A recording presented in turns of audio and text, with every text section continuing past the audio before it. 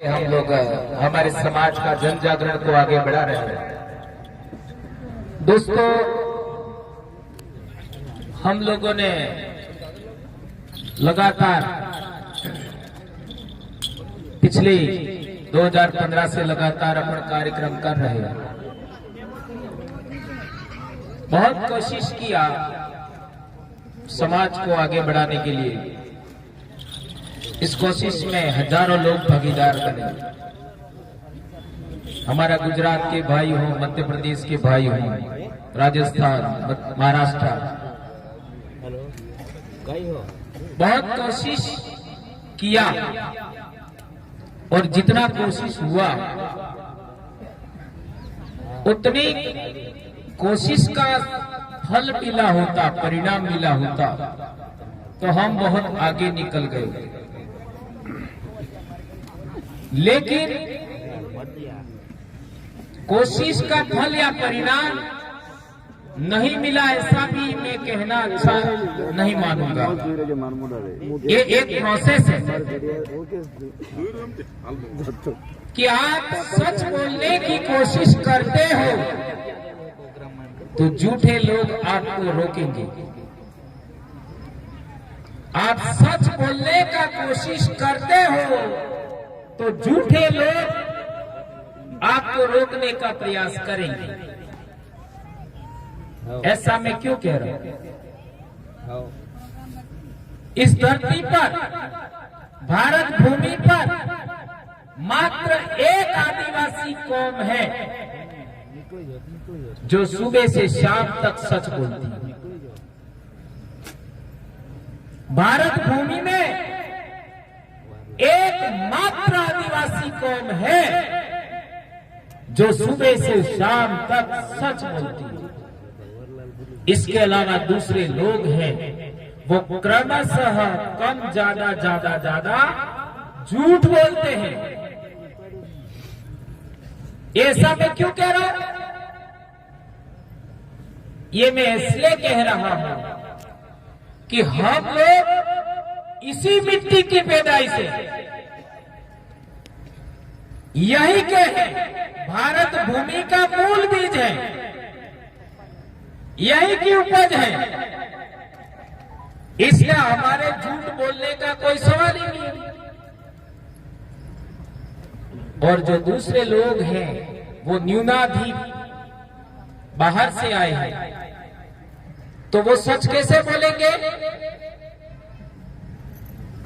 सच बोलने के लिए वो तैयार होंगे तो उनको पहले तो यह मानना पड़ेगा कि हम यहाँ के नहीं हैं, हमारे पूर्वज बाहर से आए। ये उनको कहना पड़ेगा। इसलिए उन्होंने आदिवासियों को अपने नियंत्रण में रखना ही एकमात्र उद्देश्य बनाया है।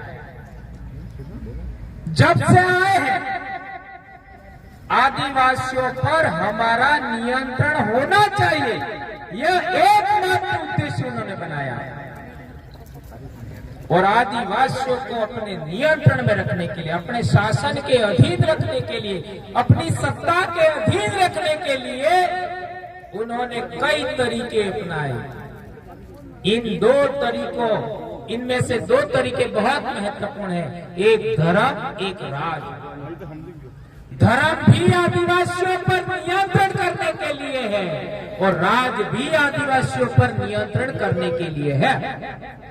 ये बात यदि आप समझ जाते हैं तो आपकी बहुत सारी समस्याओं का समाधान खोजने के लिए, कारण पता लगाने के लिए आपको एक रास्ता मिलेगा। ये मैं इसलिए कह रहा हूं कि एक व्यापारी, अब आप जितने भी बैठे हुए मेरे भाई बहन हैं, आपको किसी दुकान पर बिठा दिया जाए, समझना है, बहुत गंभीर बात बता रहा हूं। दुकान पर बिठा दिया जाए और कोई व्यक्ति आवे और कहे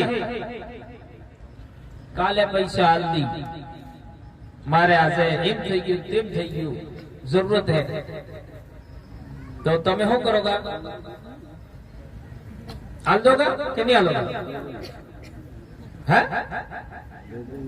आल दोगा। ये विश्वास इस दिल से निकलता है। ये कोई मेरे अकेले दिल में नहीं है। वो विश्वास, वो प्रेम, वो ईमानदारी, वो अच्छा गुण, जीवन मूल्य मेरे अकेले के दिल में नहीं है, हर आदिवासी के दिल में। ये चीज दूसरे लोगों के पास नहीं होती।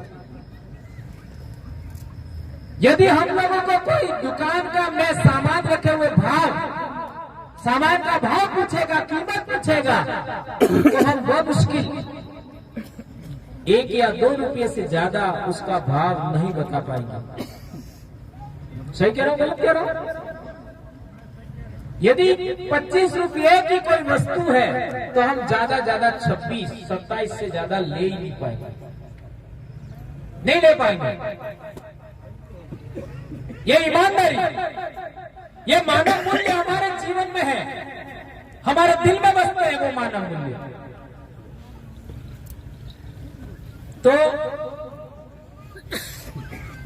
इसके बजाय आप दूसरे लोगों को देख लो। एक व्यापारी दूसरे समाज का है, वो 25 रुपये की वस्तु कितने रुपए में बेचेगा? है 50-100 में भी बेच सकता है। अब वो बताओ कैसे सच बोलेगा?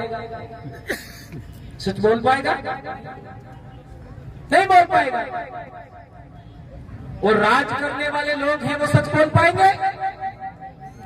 जब तक जनता अंधी रहेगी तब तक राज होता है, इसलिए वो भी सच नहीं बोल पाएगा। और वो मंदिर में बैठता है, वो सच बोल पाता है? चर्च में बैठता है, वो सच बोल पाता है? कोई भी धर्मस्थल हो, किसी भी धर्म का, उसमें जो बैठने वाला आदमी है वो भी सच नहीं बोल सकता। कड़ा भी धर्म स्थल माते बहलो पुजारी कार्य हासी बात नहीं बोली सके। कार्य नहीं बोली सके। अब बताओ, हेत करते वदार मोटी बात हुए, हासी बात बोल दो, सच्ची बात बोलना, ये सबसे बड़ा बात है। और मैंने पहले बताया, क्या बताया? कि इस धरती पर, भारत देश की मिट्टी में एकमात्र आदिवासी है जो सच बोलता है। अब बताओ, आपके आसपास के अंदर आप लोगों ने स्कूलें देखी होगी, कई सारे मेरे शिक्षक भाई हैं, बराबर है? और हम स्कूल में देखते हैं, जब मैं पढ़ रहा था, ये अपने अपने बच्चों के लिए बहुत गंभीर बात कह रहा हूं, याद रखना था। जब मैं पढ़ रहा था, उस समय के शिक्षक, उस समय के बच्चे, उस समय के माँ बाप, उसका आप अध्ययन करिए। माँ बाप पढ़ाना चाहते थे, बच्चे पढ़ना चाहते थे, और शिक्षक के पास पहले घंटे से 8वें घंटे तक पढ़ाने के अलावा कोई काम नहीं था। सही कह रहा हूं, गलत कह रहा हूं? सही कह रहा हूं, गलत कह रहा हूं? 8वें घंटे भी हमारी क्लास लगती थी,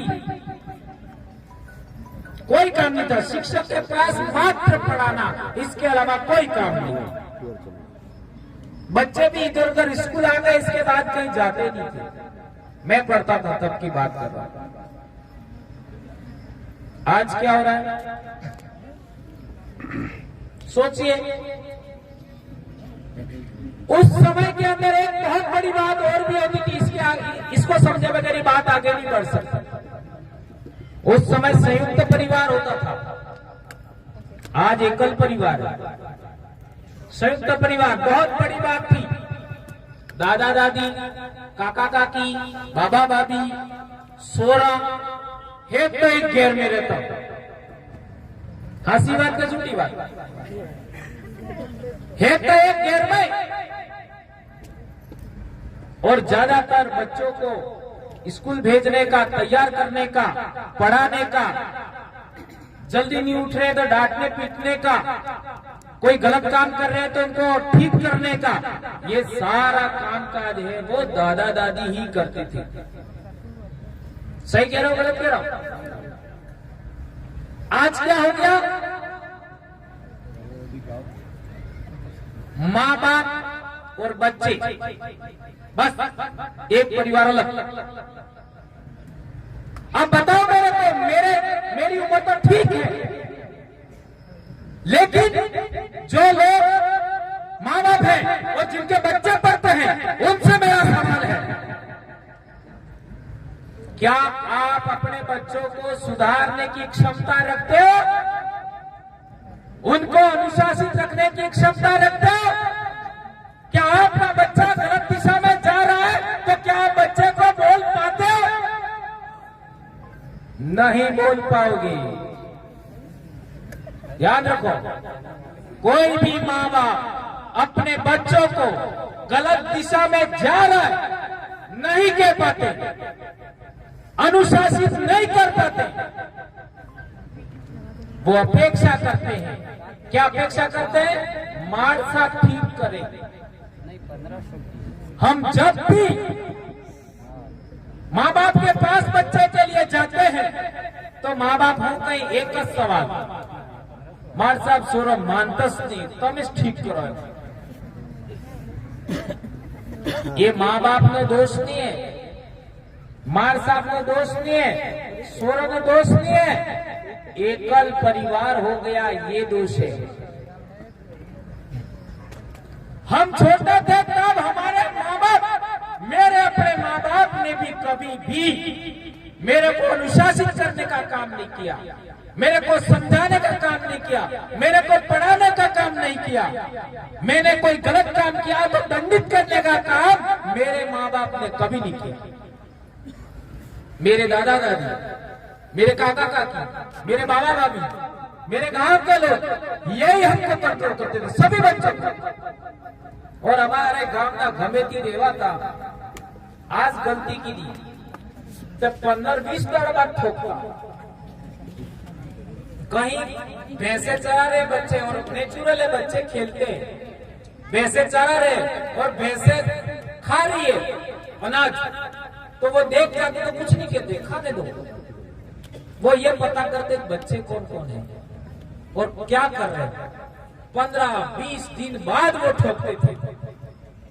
देख लीजिए ये अनुशासन। आज क्या हो गया, हम हमारे भाई के बच्चे को कुछ नहीं कह पाते। सही कह रहा हूं, गलत कह रहा हूं? देखिए मैं गलत हो तो बोलना। हम हमारे भाई के बच्चे को कुछ नहीं कह पाते हैं, दादा दादी अपने बच्चों को कुछ नहीं कह पाते। गांव का भाई अब दूसरे के बच्चों को कहना तो दूर की बात है। इसकी वजह से क्या हुआ, इसकी वजह से आज हमारे बच्चे अनियंत्रित हो गए। और आज देख लीजिए, पार्टी वाले बच्चों का इस्तेमाल करते हैं कॉलेज से, कॉलेज के चुनाव से बच्चों को दारू पिलाते हैं और दारू पिला करके वोट लेना कॉलेज के अंदर। इसी मात्र समस्या का समाधान करने के लिए हम लोगों ने बिल प्रदेश विद्यार्थी मोर्चा बनाया और आज तक 2016 से आज तक हमने कभी भी बिल प्रदेश विद्यार्थी मोर्चा के चुनाव में एक बोतल दारू का इस्तेमाल नहीं किया और लगातार आप जीत रहे हैं। ये बड़ी समस्या है, ये समझिए आप लोग, ये बीमारी को पकड़ा हमने।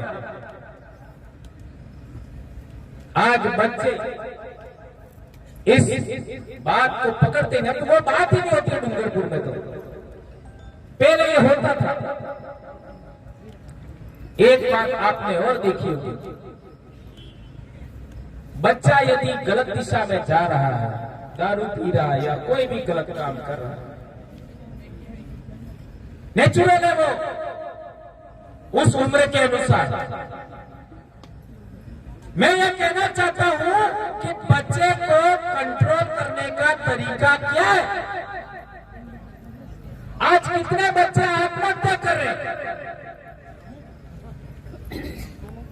प्रेमी युगल 10वीं क्लास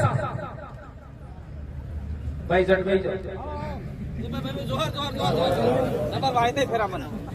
क्लास के बच्चे बच्चियां पेड़ पर टंग जाते हैं, फांसी खा लेते हैं।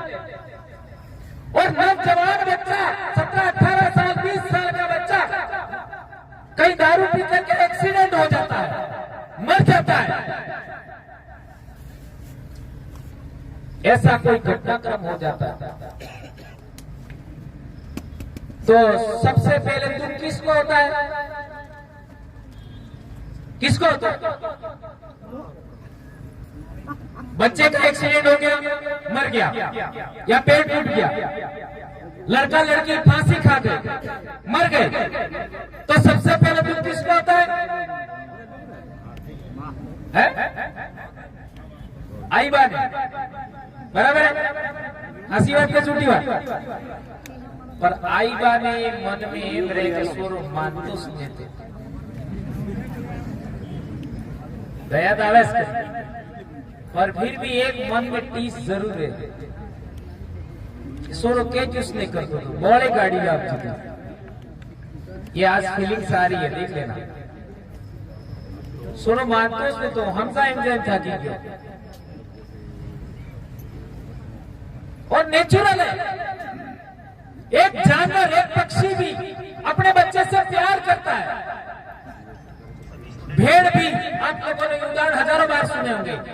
कुत्ता भी आ जाए, सियार भी आ जाए तो भी भेड़ अपने बच्चे के लिए लड़ पड़ती है। तो माँ बाप अपने बच्चे से प्रेम करते ही है, ये हम सब जानते हैं। मेरे भी अपने बच्चे, मैं भी अपने बच्चों से प्यार करता हूं, आप भी अपने बच्चों से प्यार करते होंगे। लेकिन माँ बाप के अलावा बच्चों से प्यार कौन करता है? कौन करता है? माँ बाप के अलावा शिक्षक। माँ बाप तो अपने 2-3 बच्चों से प्यार करते हैं, लेकिन एक शिक्षक कितने बच्चों को प्यार करता है? कितने बच्चों को? माँ बाप अपने बच्चों को जितना प्रेम करते हैं उतना ही शिक्षक भी अपने बच्चों से प्रेम करते हैं। और वो पूरे गांव के होते हैं, पूरे गांव के बच्चे होते हैं। माँ बाप केवल अपने बच्चों पर नजर रख रहे हैं आज की तारीख में, और एक शिक्षक पूरे गांव के बच्चों पर नजर रखे हुए हैं। ये बात सही है गलत है? पूरे गांव के बच्चे, सभी बच्चों के बारे में बायोडाटा हमारे पास होता है। हम जानते हैं कौन सा बच्चा कैसा है, क्या कर रहा है। और यदि हमारे बच्चे गलत दिशा में जाते हैं तो हमारे दिल में दर्द होगा तो हमको बुरा लगेगा कि नहीं लगेगा? सभी शिक्षकों को बुरा लगता है। बच्चे यदि गलत दिशा में जाते हैं, एक्सीडेंट होते हैं, प्रेम युगल, फांसी खा लेते हैं, ऐसी घटनाएं बहुत बढ़ रही है, इसलिए कह रहा है, तो हमारे दिल में दर्द होता है, हमको झटका लगता है। ऐसा क्यों होता है? क्यों होता है समझो? ऐसा इसलिए होता है, ऐसा इसलिए होता है कि पिताजी रोजगार की तलाश में बाहर गए और मां और बच्चे गांव में। सही है गलत है? ये बहुत बड़ी समस्या मैं बता रहा हूं। पिताजी बाहर, मां और बच्चे गांव में। अब मान लो पिताजी ने फोन कर दिया और उसी टाइम फोन बिजी आया तो नहीं समझ में आया। पिताजी ने फोन कर दिया और उसी टाइम फोन बिजी आया तो ये बहुत बड़ी बात कह रहा हूं, नोटिस करिए इस चीज को। यदि फोन बिजी आया, अनायास मन में आएगा केने बात करती थी, भले वो कुछ नहीं कहेगा तो भी मन में आएगा केने बात करती थी। न तो वो पिताजी की या पति की कोई कमी है, न वो महिला की कोई कमी है। वो कमी किसकी है? इनकी मजबूरी। वो दोनों अलग रहते हैं। अब हम दोनों के बीच में अविश्वास पैदा होता है अपने आप। कोई गलती नहीं है, बाप की कोई गलती नहीं है, माँ की कोई गलती नहीं है, बच्चों की कोई गलती नहीं है, अपने आप अविश्वास पैदा होता है। इस अविश्वास की वजह से माता पिता दोनों लड़ाते हैं, झगड़ाते हैं। और वो किस समय झगड़ाते हैं? जब बच्चे स्कूल जाने लायक उम्र में आते हैं। जो भी बच्चे स्कूल में आ रहे हैं, उनके माँ बाप का ऐसा ही अधिकतम घटनाक्रम होता है। सही कह रहा हूं, गलत कह रहा हूं? अब माँ बाप दोनों अपने झगड़े में उलझ जाते हैं तो बच्चे को देखे कौन? बच्चे को अनुशासित कौन करे? बच्चे को कहे कौन? और कई बार तो बच्चों को भी पता लग जाता है ये भी लड़ा रहे हैं, कौन कहे?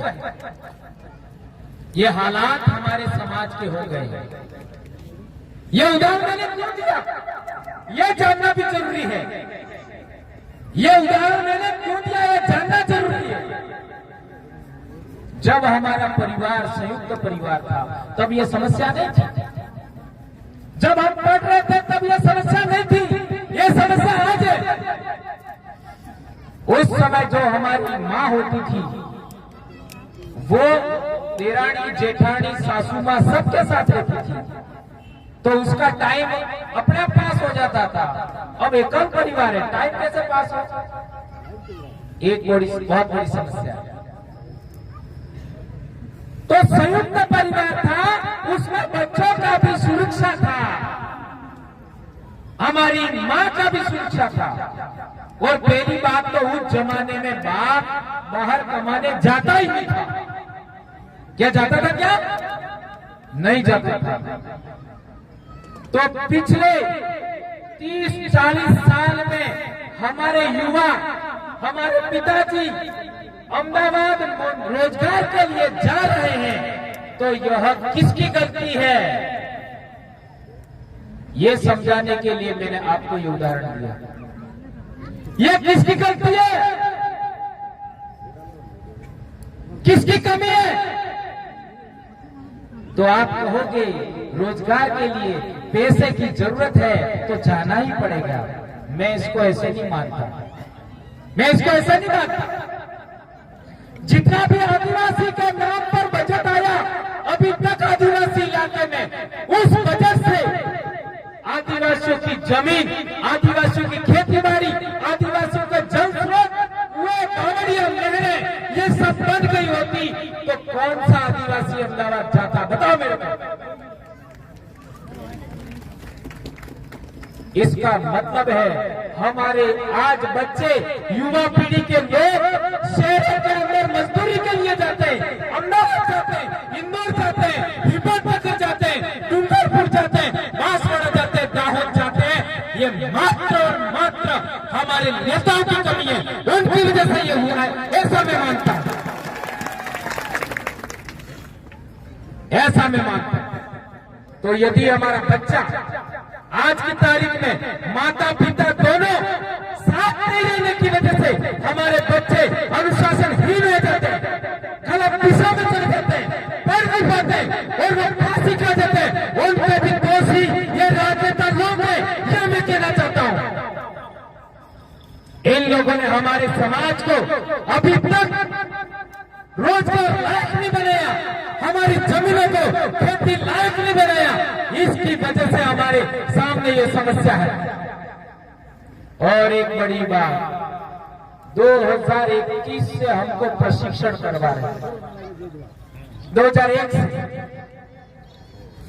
प्रशिक्षण किस लिए? बड़ा बाबल्य सोरंग बड़ा बाबल्य एम करवो है, एम करवो है, एम करवो है, एम करवो है, करी करीने प्रशिक्षण प्रशिक्षण प्रशिक्षण प्रशिक्षण इतने प्रशिक्षण हो गए हैं कि पिछले दिनों 2 बीओ साहब ब्लॉक शिक्षा अधिकारी सेम डे बोला हम तो प्रशिक्षण से तंग आ गए। हमारे चिखली में आपका कॉलेज का उद्घाटन था, उसी दिन की बात, सेम डे हमारे ब्लॉक शिक्षा अधिकारी ने बोला इन प्रशिक्षण से हम तंग आ गए और फिर खाना बनाना, नाश्ता करना, ये करना, वो करना, परेशान हो गए। और ये इस पंडाल में बैठे सभी शिक्षक जानते इस बात को। इन प्रशिक्षणों की वजह से हमारे बच्चों का कितना नुकसान हो गया, हमारी कितना समय का नुकसान हो गया, हमारी कितनी योग्यता का नुकसान हो गया। हम बच्चों को दे सकते थे, हम बच्चों को पढ़ा सकते थे, बच्चों को योग्य बना सकते थे। इन प्रशिक्षणों ने हमारे को भी बेईमान बना दिया, ऐसा कहना चाहूंगा। भले कोई इसको बुरा माने, चाहे कुछ भी माने, लेकिन समाज की पढ़ाई के लिए, समाज की शिक्षा के लिए इस बीमारी को भी समझना जरूरी है। इन प्रशिक्षणों की वजह से हम स्कूल में समय नहीं दे पाते। अभी एक प्रशिक्षण आया 6-7 दिन का, कौन सा, वो क्या कहते हैं, ये आत्मरक्षा वाला, हाँ आत्मरक्षा का प्रशिक्षण हो रहा है 7 दिन का। फिर तो बॉडी इमेज का क्या हुआ था 2-4 दिन का। अब दुनिया भर के क्या क्या नाम होंगे, और स्कूल में होते हुए अलग ऑनलाइन प्रशिक्षण भी होते हैं। इन प्रशिक्षणों की वजह से शिक्षक बच्चों को समय नहीं दे पाते।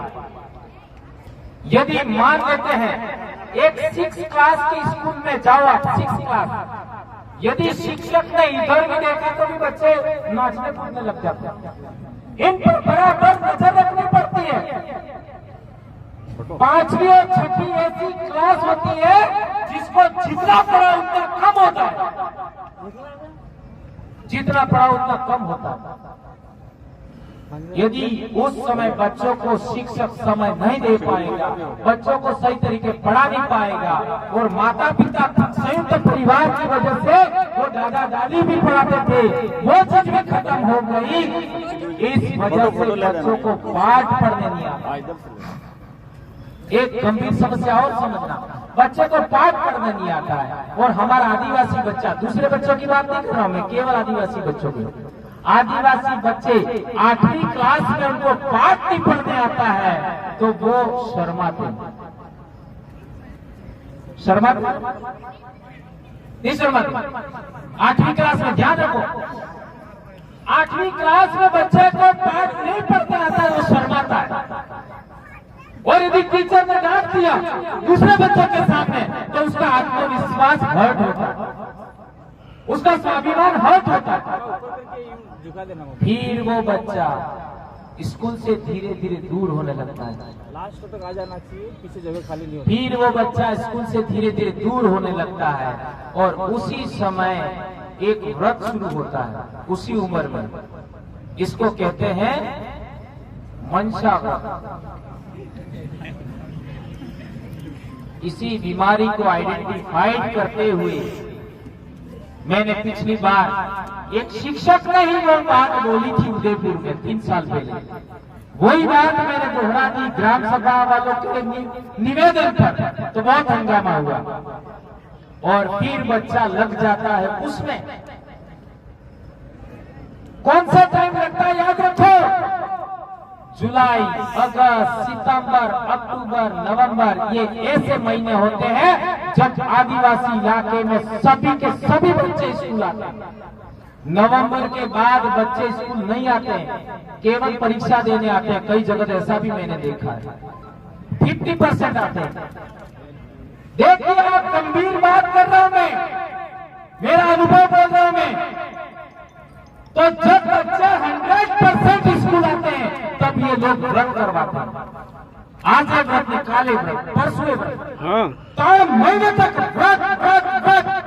इस साल एक व्रत खत्म था जो फिर बीजो खत्म था जो फिर बीजो। आधार कार्ड में मोबाइल नंबर दुनिया भर का दिवाली तक यही चलता है। तो जब बच्चे स्कूल आते हैं तो व्रत खत्म कर दिया जाता है, और जब बच्चे स्कूल नहीं आते तब सर्दी, खेती बाड़ी आ जाती है। फिर होली आ गई, फिर विवाह आ गई ना मैंने नहीं निकलते। और पहले विवाह होली के बाद होते थे, परीक्षा के बाद होते थे, और विवाह सर्दी माने लग गए। बच्चा पढ़ेगा कब? बच्चे को पाठ नहीं पढ़ने आता है, फिर शिक्षक डांटता है, उसका स्वाभिमान हट होता है, फिर वो स्कूल से दूर हटता है, और उस समय बच्चे के पास डिसीजन पावर भी नहीं होता।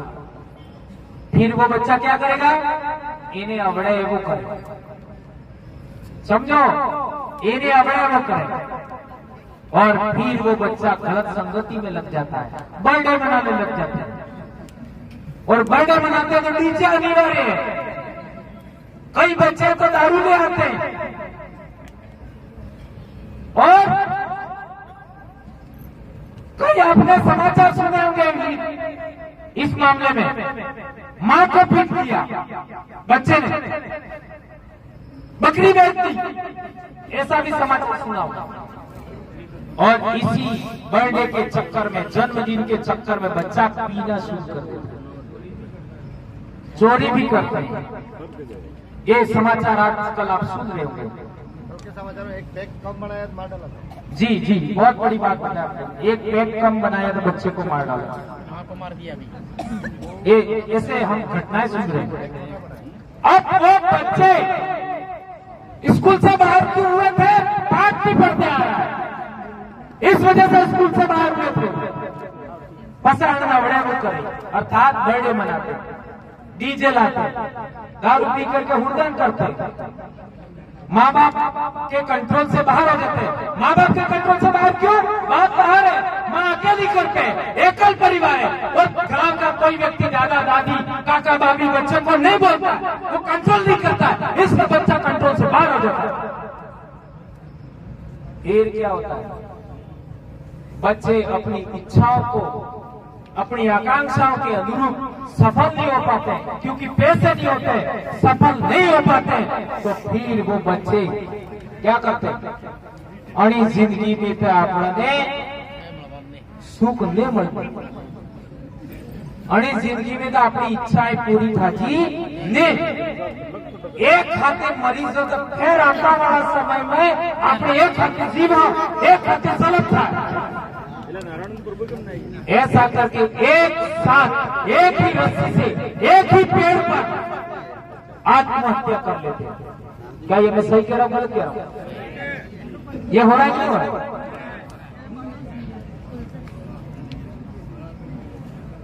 अब ये बच्चे आत्महत्या कर रहे हैं, जिम्मेदार कौन है?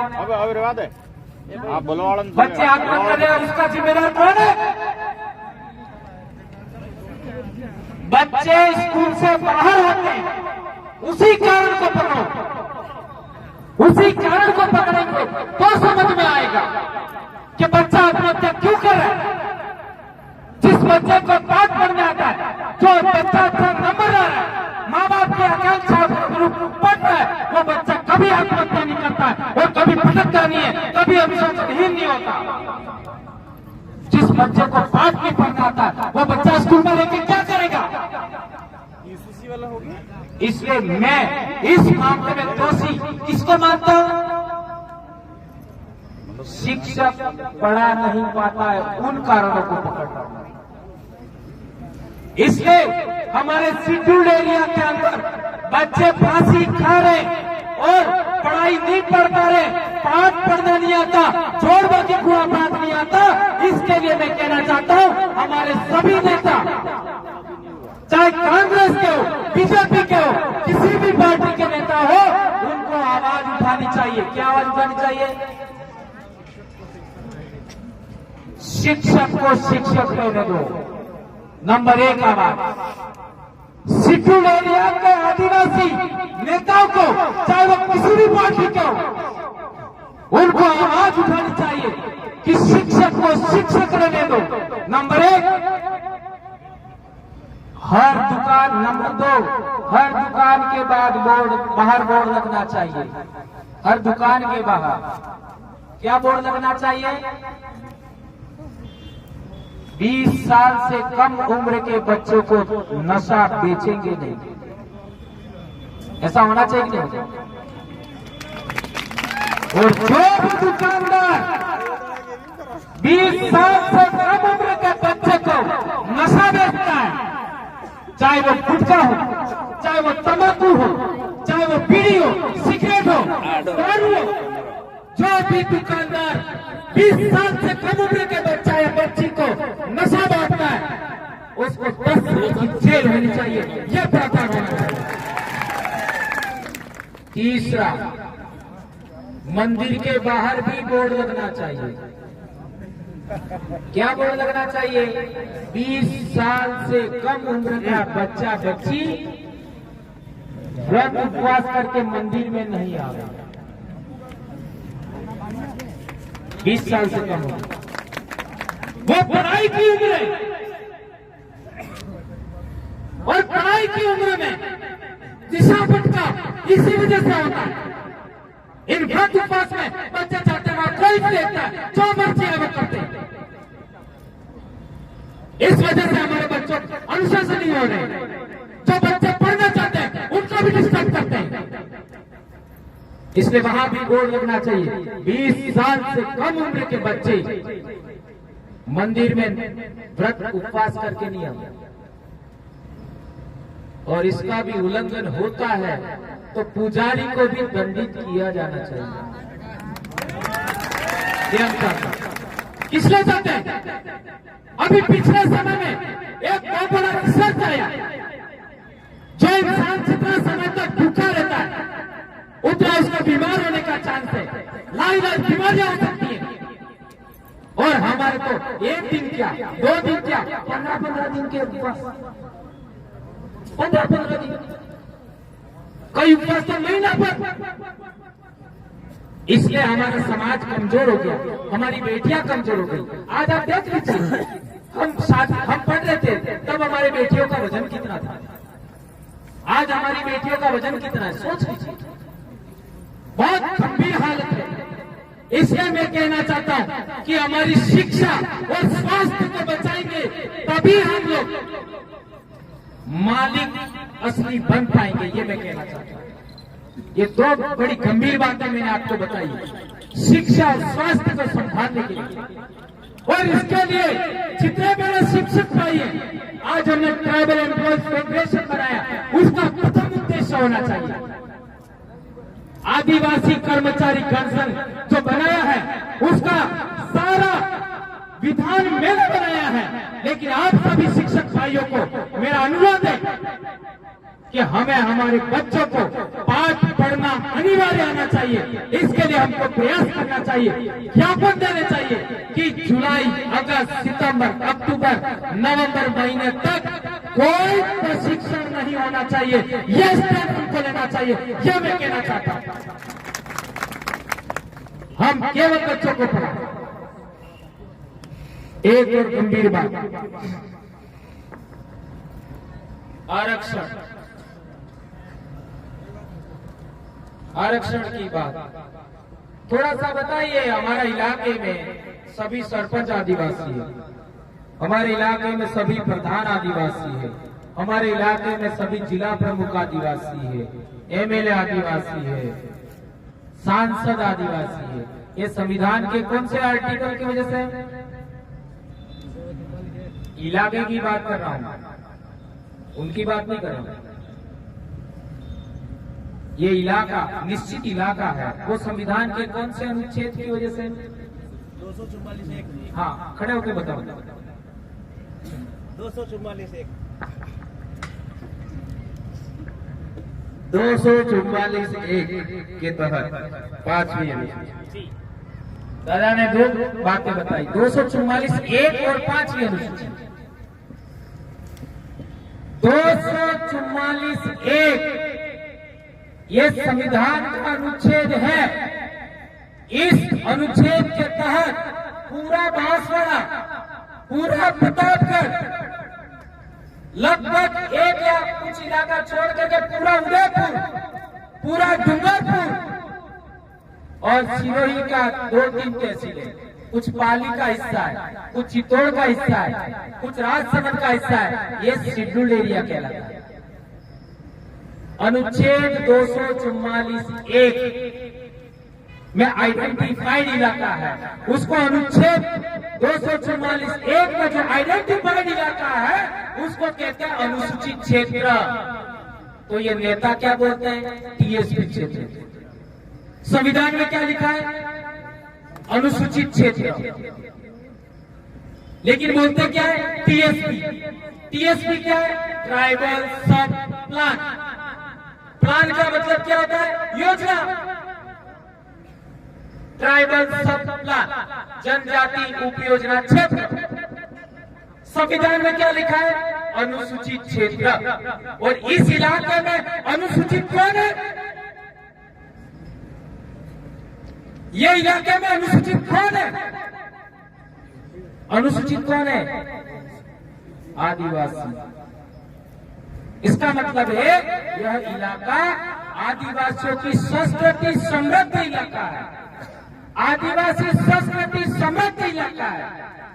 इसलिए इस इलाके में राज करने का पावर आदिवासियों के पास है। ध्यान रखो, राज करने का पावर मात्र आदिवासी के पास में। ये बात हम लोगों को ध्यान रखनी होगी। अब क्या हुआ? राज करने का पावर आदिवासी के हाथ में, ठीक है। अब ये जितना राज करने वाला पावर आदिवासी के हाथ में, आदिवासियों के नेता के हाथ में है, उन नेताओं ने एक लाइन लिख दे या एक लाइन पर एक मत हो जाए कि संविधान के अनुच्छेद 244(1) के तहत ये जो हमारा डूंगरपुर, बांसवाड़ा, उदयपुर, सिरोही, प्रतापगढ़ का इलाका है वो शेड्यूल्ड एरिया है। उसी 244(1) की मूल भावना अनुरूप हमारे इलाके में आरक्षण सरकारी नौकरियों में होना चाहिए। ये यदि ये नेता बोल दे तो क्या हो सकता है? क्या हो सकता है? आरक्षण की समस्या समाप्त। फिर आपके पुलिस में भर्तियां होती है, उसमें पद कम नहीं रहेंगे। शिक्षक के पद की भर्ती होती है, उसमें पद कम नहीं रहेंगे। पटवारी की भर्तियां होती है, उसमें पद कम नहीं रहेंगे। जो भी नौकरियां निकलती है उनमें आपके पद कम नहीं रहेंगे। आपके आरक्षण की समस्या सॉल्व हो जाएगी। हम 2008 से ये लड़ाई लड़ रहे हैं, पर आज तक एक भी कांग्रेस के नेता ने ये बात नहीं बोली। आज तक एक भी कांग्रेस के नेता ने अनुच्छेद 244(1) की मूल भावना अनुरूप आरक्षण होना चाहिए, ये बात आज तक नहीं बोली। एक भी बीजेपी भाजपा के नेता ने भी ये बात नहीं बोली। क्या नहीं बोली? संविधान के अनुच्छेद 244(1) की मूल भावना अनुरूप शेड्यूल्ड एरिया के अंदर आरक्षण होना चाहिए, ये एक भी भाजपा के नेता ने बोला, नहीं बोला। न कांग्रेस वालों ने बोला, न भाजपा वालों ने बोला। अब बताओ, आरक्षण की समस्या किसकी वजह से है? नेताओं की वजह से। कौन से नेताओं की वजह से? दोनों नेताओं की वजह से। अब वो बोलते क्यों नहीं है?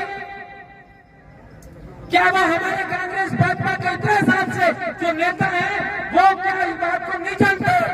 जानते हैं, वो बोल नहीं पाते।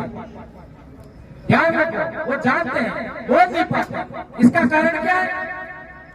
उसका कारण ये है कि उनका सिलेक्शन किसी और ने किया, आपने मात्र इलेक्शन किया।